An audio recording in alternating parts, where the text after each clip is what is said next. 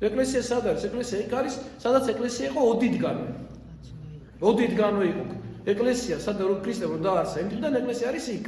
ზუსტად იქაა ეკლესია. ეკლესია არ წასულა არსად. ქრისტე ყოველთვის იქაა, სადაც ეკლესია. სადაც ღმერთია, იქ არის ყოველთვის და ქრისტე ყოველთვის იქნება. ჩვენ 24 საათი ყოველდღე ვლოცულობთ, ყოველდღე ვიხდით პარაკლისებს, ღამისთევით ყოველდღე ვწირავთ ეთქმის რომ რაღაცა მშვიდობა იყოს ქვეყანაში. ეკლესია აკეთებს იმას, რაც ეკლესიას ევალება. ეკლესია ამბობს იმას, რაც ეკლესიას სათქმელი აქვს. გმობს ყველანაირ ძალადობას, ყველანაირ ადამიანის დაჩაგვრას, ხსნობს, რომ როგორ შეიძლება ეკლესია, როდესმე რამე გაამართოს, რაც ღვთისაწინააღმდეგო, ეგეთი რამე არ მოხდება არასოდეს. და ღმერთმა შეგვაძლებინოს ყველას ერთად ღვთის სწორი მსახურება, ღმერთის გზაზე დგომა შეგვაძლებინოს ყველას. სხვანაირად ამ ქვეყანას არ ეშველება არაფერი და ღმერთმა მოგცეს მადლი და წყალობა და ერთმანეთის სიყვარული მოგცეს ღმერთმა პირველ რიგში, იმიტომ რომ არაფერი არაფრად არ ღირს, თუ ადამიანი მოიწვია, თუ ადამიანი დაკარგა. რად გიღირს ეგეთი რამე?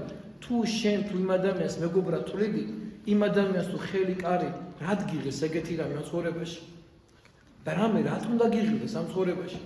ნუ თუ ის მეგობარი კიდევ მინდა გავემეორო, ნუ თუ ამად გიღირს ეს მეგობარი, ამ შეხედულობის გამო გიღირს ამ მეგობრის დაკარგვა, ერთი მხარეს უნდა მეორე მხარეს უნდა.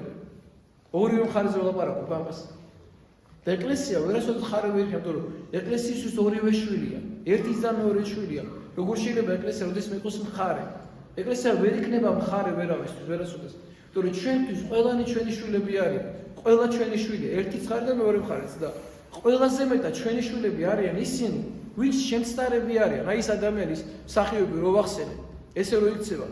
მე იმ ადამიანზე, იმ დღიდან იმ ადამიანზე ლოცულობ და ვავედრები ღმერთს, რომ გონების თვალი გავუხელს, რომ ის ჩემი შვილია. მე ამას იმით გავლაპარაკო, რომ იმ ადამიანს ახლა განვიკითხავ და ნახე როგორი ცუდი ადამიანი, ნახე რა ილაპარაკა.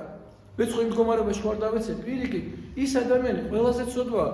ადამიანი ახლა ღვთის დროს რო ითამაშა და გააშარჟებ ახლა მგლობას.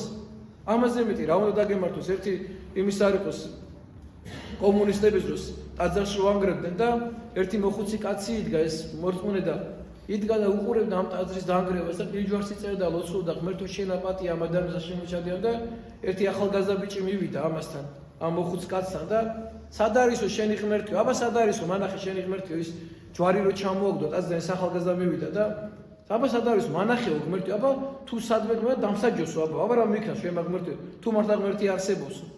და ეს მოხუცი კაცი შეუტრიალდა და ეუბნება, შვილო, მეტი რაღა უნდა დავსაჯოსო. შენი ხელითო ტაძარზე ახვედი და ჯვარი ჩამოაგდე. მეტი რაღა უნდა დაესაჯო. ამაზე მეტად რა უნდა დაესაჯო? ტაძრიდან ხატები გამოიტანეთო. ღვთისმშობლის ხატი, მაცხოვრის ხატი გამოიტანეთ, წმინდანის ხატი და დააწვით. ამაზე მეტად რაღა უნდა დაესაჯო. ამაზე მეტად ჭკუამ ვი უნდა შეგიშალოს, რომ შენი ხელით ამას აკეთებო. ხატსვავ, ტაძარს ანგრევ, ჯვარი ჩამოაგდე, მღვდელს აგინებ, პატრიარქის მაგინებელი ხარ. ამაზე მეტი სასჯელი რაღა გინდა ამ ცხოვრებაში. მეტი რა უნდა დაესაჯო ამაზე მეტად?